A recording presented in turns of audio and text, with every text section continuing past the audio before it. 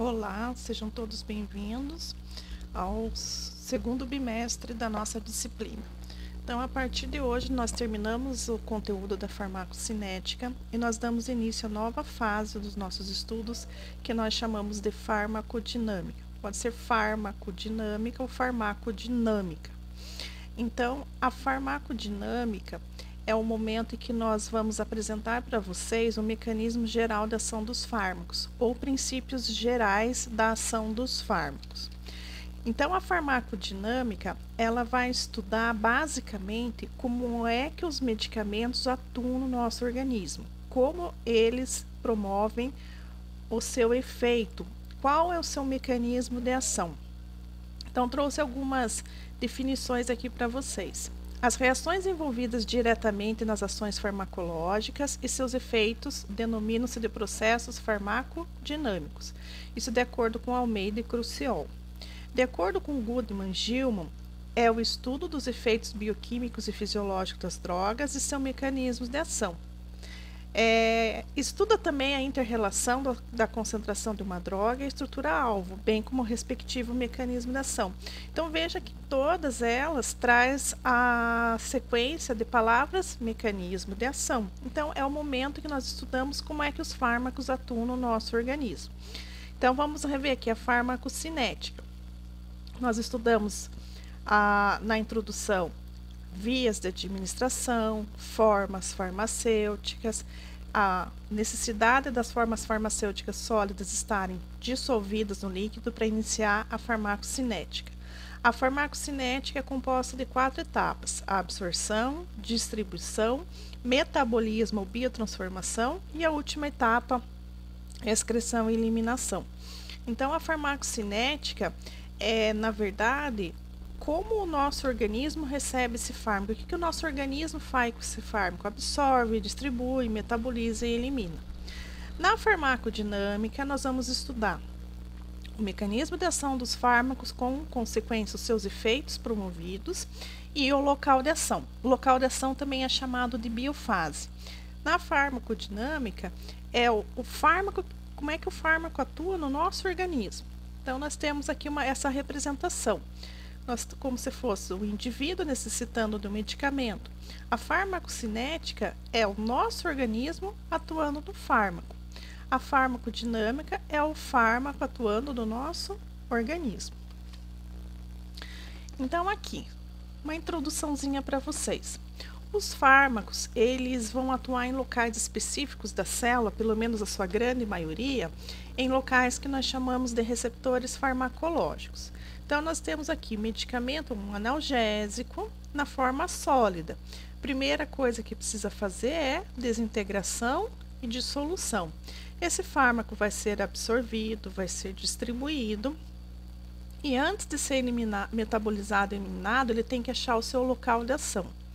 Normalmente, o local de ação é a nível celular, é ligar-se em uma célula e promover uma resposta. Então, o fármaco vai interagir com estruturas moleculares da célula, vai se ligar a essa estrutura, que a gente chama de modelo de chave e fechadura, e a ligação do fármaco nessa estrutura da molécula da célula faz com que ocorra uma resposta. Então, o fármaco é capaz de promover uma modificação no nosso organismo que nós chamamos de resposta biológica. Como o medicamento ele que está promovendo essa resposta, nós chamamos de resposta farmacológica ou efeito farmacológico. Aqui está mostrando um dentinho doendo. Então, tomou analgésico, dissolveu, absorveu, distribuiu, achou o seu local de ação e promoveu um efeito, analgesia. Depois eu explico essa parte do antagonista. Então, aqui já para começar, os medicamentos não criam uma função no organismo, porém, eles apenas modificam reações já existentes. O que isso quer dizer? Que o medicamento ele não é capaz de fazer com que uma célula de tecido epitelial se contraia, porque não é a função dela. O medicamento ele é capaz de interagir numa célula muscular, fazendo com que ela contraia mais ou contraia menos. um medicamento, ele age numa célula glandular que produz e secreta alguma coisa. O que o medicamento pode fazer? Aumentar essa secreção, inibir essa secreção e assim por diante. Então, ele não inventa coisas que o nosso organismo já não esteja fazendo. Então, os fármacos são classificados com relação ao seu mecanismo de ação em dois grandes grupos: fármacos de ação específica e fármacos de ação inespecífica. A grande maioria dos medicamentos são fármacos de ação específica. Isto é, eles atuam em estruturas específicas da célula, promovendo a sua ação, o seu efeito. A minoria são fármacos de ação inespecífica. O que quer dizer um fármaco estruturalmente inespecífico? A sua ação farmacológica não se deve devido à integração do fármaco com o receptor da célula, mas sim decorrente das suas próprias propriedades físico-químicas. Então, os fármacos de ação inespecífica, ele produz o seu efeito farmacológico, mas não se liga em estruturas da célula que nós chamamos de receptores. Então, por exemplo, nós temos medicamentos que apresentam alguma característica físico-química que pode ser utilizada em nosso benefício, como a solubilidade, o pK, poder óxido redução, capacidade de absorção. Esses fármacos eles só agem em alta concentração. Nós falamos que eles são pouco específicos, então. Então, aqui alguns exemplos. Um antiácido. O que é um antiácido? É uma substância química que reage com... É uma base, é uma substância química que reage com um ácido e dá sal e água. Por exemplo, a gente tem azia, queimação, indigestão gástrica. Isso vai promover excesso de produção de ácido clorídrico. O ácido clorídrico em excesso no nosso estômago é que vai causar essa sensação de azia, queimação. Nós vamos lá e tomamos um antiácido, um estomazil, um sal de fruta eno. Esses medicamentos sempre têm bicarbonato de sódio. Bicarbonato de sódio é uma base. Essa substância, o sódio, vai se ligar com o cloro e esses dois se ligam formando gás carbônico e água, CO2 e água. Então, vai neutralizar o pH do nosso estômago, reduzindo a azia e queimação. Então, o fármaco, ele não se ligou em receptor nenhum das células do nosso estômago, ele simplesmente alcalinizou o pH do estômago, que devido à sua acidez excessiva estava nos causando transtorno. Outro exemplo de medicamento de ação inespecífica chama-se manitol. Manitol é um diurético osmótico. Toda substância que for osmótica é uma substância que puxa água para perto dela e aonde ela vai leva essa água consigo. O manitol é um medicamento, então, que ele tem propriedades diuréticas. Ele vai lá no rim, ele sofre processo de filtração e nos túbulos renais ele vai percorrendo, ele não é absorvido, não é reabsorvido para a corrente sanguínea e ele vai sair, todo ele administrado vai sair de forma inalterada lá na urina e junto com ele vai puxar muita água. Então, se aumenta o volume de água saindo através dos rins, é um efeito diurético. Diferente do mecanismo de ação que nós vamos ver mais para frente, de outros diuréticos, como hidroclorotiazida, furosemida, clortalidona. Outro fármaco de ação inespecífica são os laxantes osmóticos. Olha novamente aqui a palavra osmótico. Osmótico significa puxar água. Às vezes, pela falta da hidratação de água no organismo, elas ficam muito compactadas e endurecidas e fica de difícil eliminação gastrointestinal. Então, dessa forma, é necessário hidratar essa massa, esse bolo fecal, para que facilite o processo de evacuação. Uma das formas utilizadas são os laxantes osmóticos, como a metilcelulose, o agar, pepsinas. Essas substâncias, elas são ingeridas, elas passam pelo esôfago, estômago, intestino delgado, sem sofrer alteração nenhuma, chegam lá no intestino grosso, que é o local de formação do bolo fecal. Eles vão puxando a água pelo caminho por onde foram passando, se misturam com as fezes e a água que ele está trazendo hidrata as fezes, aumentando o bolo fecal, estimulando o reflexo da defecação e facilitando a saída das fezes. Também é um fármaco de ação inespecífica. Temos substâncias químicas que são quelantes. Então, isso é uma propriedade. Ser osmótico é uma propriedade física. Ser base, ser antiácido é uma propriedade química. Quelante, o que é um quelante? É uma substância que puxa outras substâncias para perto de si que não seja a água. Então, os quelantes, temos o carvão ativado, que é bem conhecido, são substâncias químicas usadas nas intoxicações para lavagem gástrica, principalmente. Ao ingerirmos essas substâncias, elas atraem aquela substância tóxica que foi ingerida em excesso para perto de si, impedem, formam grandes moléculas, precipitados, quelatos, que nós chamamos, e isso vai ser eliminado nas fezes, atrapalhando a sua absorção. Então, todos esses fármacos de ação inespecíficas, eles são pouco seletivos, temos que usar relativamente assim, em grande quantidade, e são os menos comuns na farmacologia. Vamos para os fármacos de ação específica. Os fármacos de ação específica, o seu mecanismo de ação resulta pela ligação desse fármaco em estruturas específicas das células, que nós chamamos de receptores. Os fármacos, para se ligar a esses receptores, eles têm que apresentar o que a gente chama de especificidade, um alto grau de seletividade. Ele tem que se encaixar também como modelo de chave fechadura perfeitamente naquela estrutura da célula para que seu mecanismo de ação consiga se desenvolver. Essas drogas, eles apresentam então bastante seletividade, bastante especificidade e elas são bastante potentes. Então nós não precisamos, como as outras drogas que apresentei para vocês, de ação inespecífica de grandes quantidades.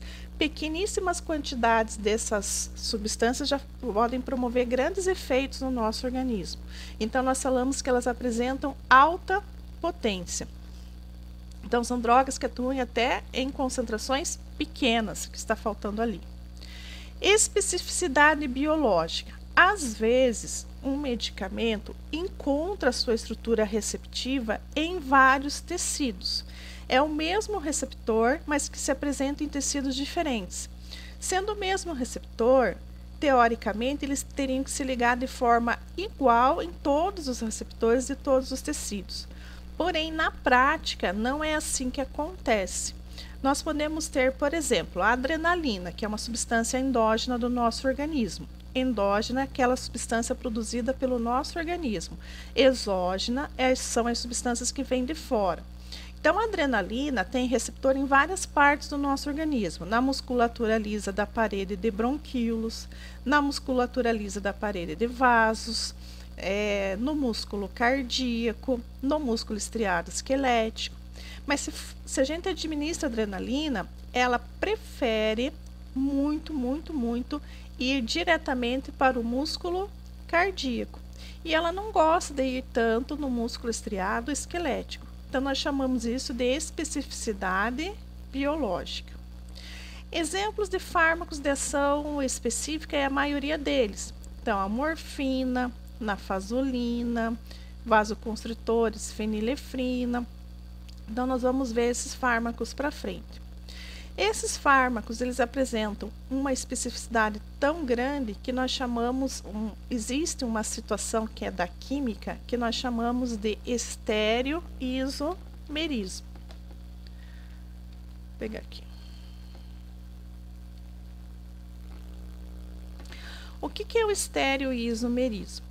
Então, assim, por exemplo, nós temos aqui essa base azul com essas superfícies coloridas, amarela, vermelha, lilás e outro vermelho, ou sei lá, aqui um roxo, aqui, desculpe, aqui um roxo, o que que nós temos aqui?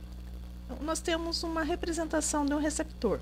O que que é uma especificidade? Especificidade é o fármaco tem que encaixar perfeitamente. Então, a estrutura desse fármaco, ele não poderia ser aqui um quadrado, um triângulo, teria que ser assim arredondado. Esse amarelo se encaixa no amarelo, o vermelho se encaixa aqui no vermelho, o roxo no roxo e o vermelho no vermelho. Encaixou, isso é interação do fármaco com o receptor, ele tem que se encaixar de forma perfeita. Existe uma situação na química que é chamada de estereoisomerismo. É quando uma molécula, ela apresenta apenas a inversão de lados de algum radical, mas a molécula é a mesma. Então, vamos imaginar que a gente pudesse representar as moléculas químicas assim. Essa molécula química é uma bolinha amarela, duas bolinhas vermelhas e uma bolinha roxa. Essa aqui, uma bolinha amarela, duas bolinhas vermelhas e uma bolinha roxa. Qual a diferença? A organização que a gente chama espacial. A única diferença entre elas é que a bolinha roxa está para cima e aqui a bolinha roxa está para baixo. Mudou a bolinha aqui roxa de lugar, já não vai dar certo o encaixe. Encaixa aqui. Amarelo, amarelo, beleza. Vermelho, vermelho, certo. Mas aqui, roxo, vermelho, vermelho, roxo, já não vai se encaixar. Então, os fármacos podem apresentar isso estruturalmente, um radical estar para baixo ou para cima. Dessa forma, isso possibilita que em alguns momentos ele deixe de atuar num receptor e passe a atuar em outro receptor.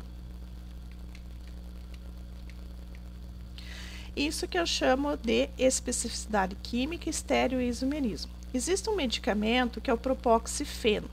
Se um radical dele tiver para o lado direito, que é a forma dextrógena, ele se liga nos receptores e promove a analgesia. Se o radical dele estiver voltado para o lado esquerdo, ele já não consegue mais se ligar nesse receptor, porém ele se liga em outro receptor que me causa outro efeito. Ele tem ação antitussígena. Por isso que esses fármacos são altamente específicos.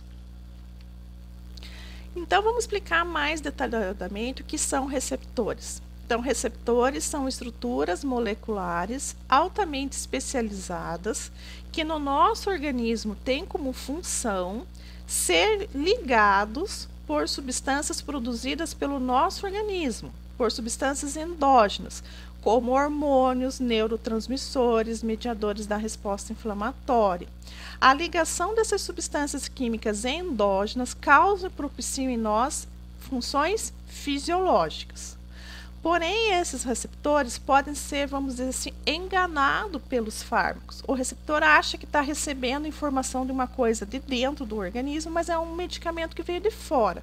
Por que ela consegue enganar o receptor? Porque suas características químicas e estruturais é muito parecida com as características químicas estruturais das substâncias que ocorrem de forma natural no nosso organismo. Então, aqui nós temos uma representação do receptor. Temos o receptor, a substância vem, se liga, se encaixa no receptor, e isso, para a célula, representa uma informação. Representa o que a célula deve fazer. Pode ser uma informação, devo contrair mais, pode ser uma informação, devo contrair menos, tenho que secretar mais, tenho que secretar menos. Então, depende da célula. Então, isso a gente chama de efeito fisiológico e efeito biológico. Se vier um fármaco aqui muito parecido com essa substância, se ele conseguir se ligar e promover o mesmo efeito biológico, só que o efeito está sendo produzido por um fármaco, daí nós não chamamos de efeito biológico, e sim de efeito farmacológico. Então, nós temos aqui o receptor, aqui já vou mostrar para vocês, são receptores que estão na membrana das células, são proteínas de membrana, que é o mais comum.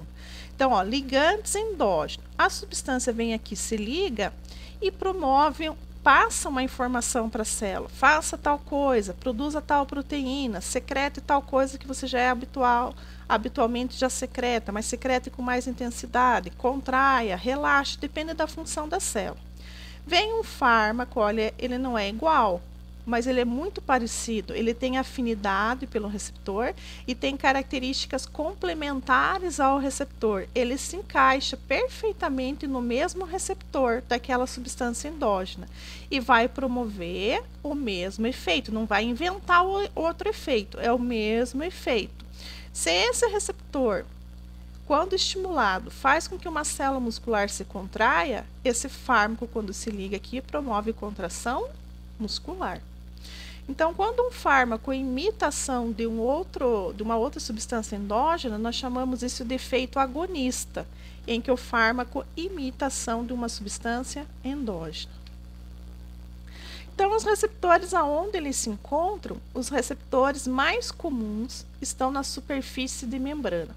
São proteínas de membrana em que as substâncias químicas se encaixam e esse encaixe promove a ativação de substâncias aqui dentro da célula e a célula passa a receber uma informação.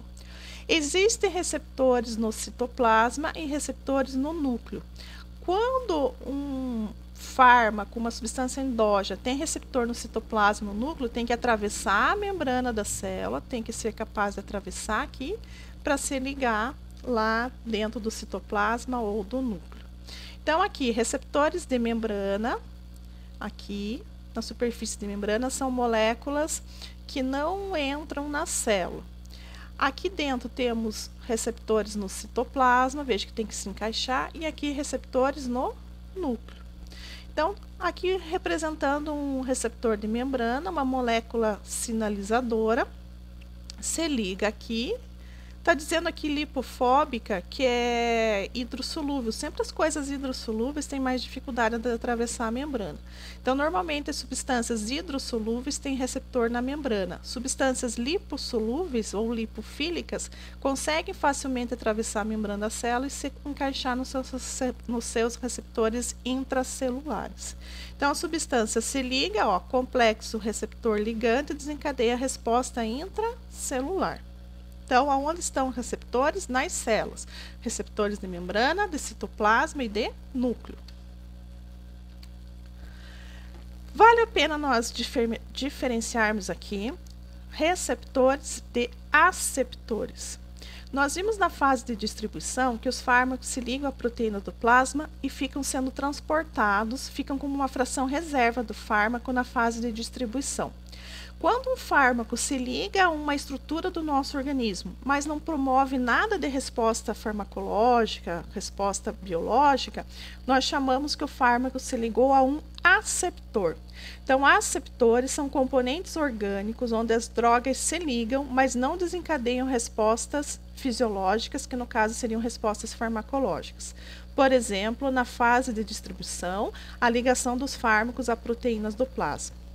Receptores são grandes moléculas, normalmente proteínas, algumas proteínas com função de enzimas, algumas proteínas carreadoras ou transportadoras na membrana da célula, canais iônicos, alguns são receptores de hormônios e de outros neurotransmissores. O próprio ácido nucleico tem locais para se ligar a fármacos e substâncias endógenas. Então, as substâncias vão se encaixar nesses locais e vão desencadear ações intracelulares, que nós também chamamos de gatilho. Então, nós temos 4 tipos de receptores. Os receptores mais comuns são proteínas de membrana, que têm função de transportes através da membrana. Lembram lá da bomba de sódio, potássio, ATPase, que existe na superfície da membrana de todas as células, que transporta 3 sódios para fora, 2 potássios para dentro, contra um gradiente de concentração? Então, tem fármacos que se ligam exatamente na proteína que forma a bomba de sódio e potássio. É um grupo de fármacos chamado de digitálicos. Eles se ligam nessa proteína transportadora sódio, potássio, ATPase, e fazem com que elas trabalhem de forma bem mais lenta. E isso vai ser utilizado em alguns casos na insuficiência cardíaca.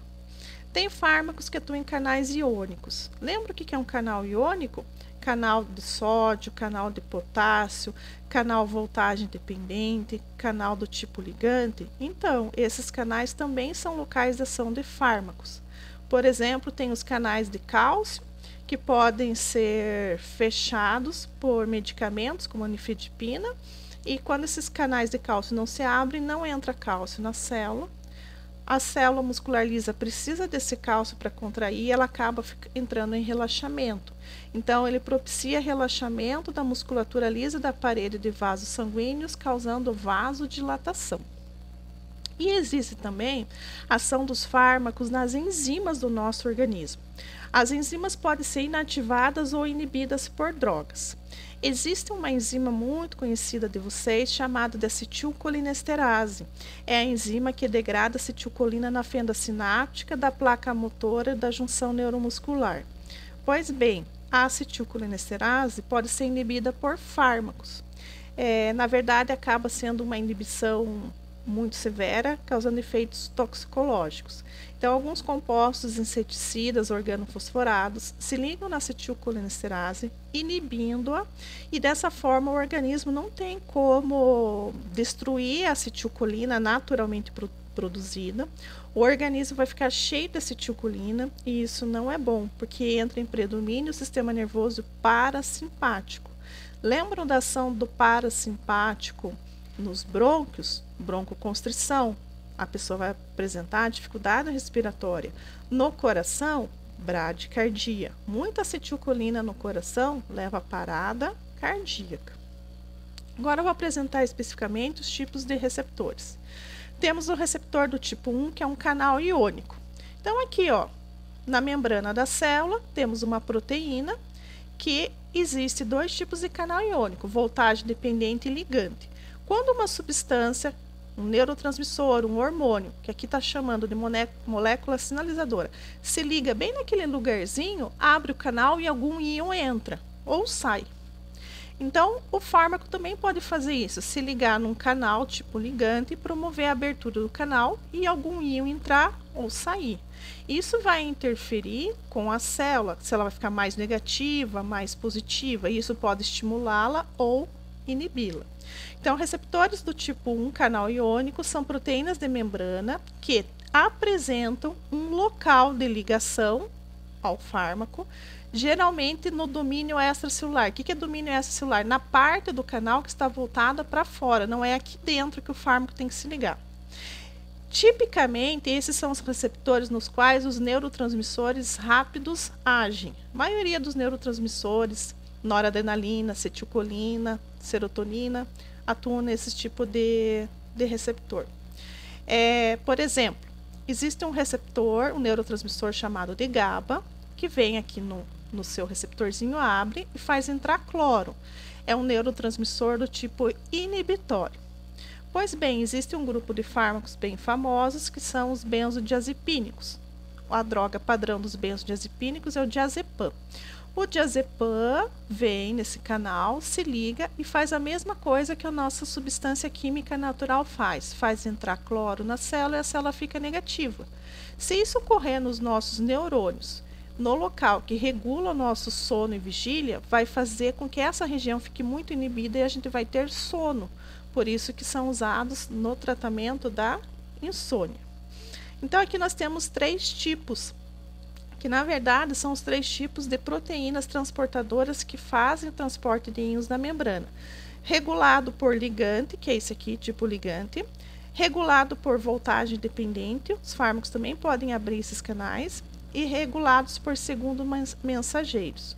Mas todos eles vão permitir uma grande entrada ou também, às vezes, saída de íons através da membrana. Naturalmente, existem esses receptores aonde? Nas nossas sinapses químicas do sistema nervoso central, na parte da condução do potencial de ação cardíaco, na placa motora da contração muscular estriada esquelética e para promover secreção de substâncias produzidas por células. O receptor do tipo 2, a gente chama que é um receptor acoplado a uma proteína G de membrana. Esses canais também são chamados de metabotrópicos. Esses canais, eles são proteínas de membrana que eles apresentam dobras, e um total de 7 dobras. 1, 2, 3, 4, 5, 6, 7. Internamente, eles estão grudados, acoplados a uma proteína G de membrana. Essa proteína tem 3 subunidades, alfa, beta e gama. Quando alguém se liga aqui, entra aqui nesse meinho, não entra dentro da célula, só se liga aqui. Essas subunidades se separam e quebram uma molécula de GTP. GTP é uma molécula muito parecida com a ATP, só que aqui é guanina trifosfato. Então, ocorre aqui essa conversão de GTP em GDP, guanina trifosfato em guanina difosfato, e quando isso ocorre dentro da célula, forma-se que a gente chama de segundo mensageiros. Então, são receptores que atravessam a membrana 7 vezes, eles estão acoplados a sistemas efetores intracelulares por uma proteína G. Os próprios receptores da acetilcolina são assim. Então, esses receptores, eles apresentam 7 domínios. 1, 2, 3, 4, 5, 6, 7. São partes proteicas do canal que estão ligados com o líquido extracelular e intracelular. Internamente, eles estão acoplados a uma proteína G da superfície interna da membrana, que é uma proteína periférica interna. Essa proteína G tem 3 subunidades, alfa, beta e gama. Quando alguém se liga aqui nesse receptor, desacopla, se desconectam e vão promover modificações dentro da célula. Então, aqui, na forma inativada, a porção citoplasmática do receptor está ligada de forma não covalente a uma proteína G. O que é de forma não covalente? De forma fraca.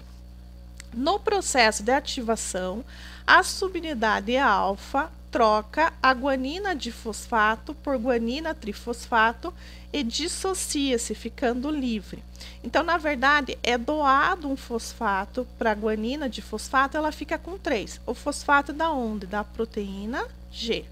Quando ela doa esse fosfato, ocorre a separação, tá?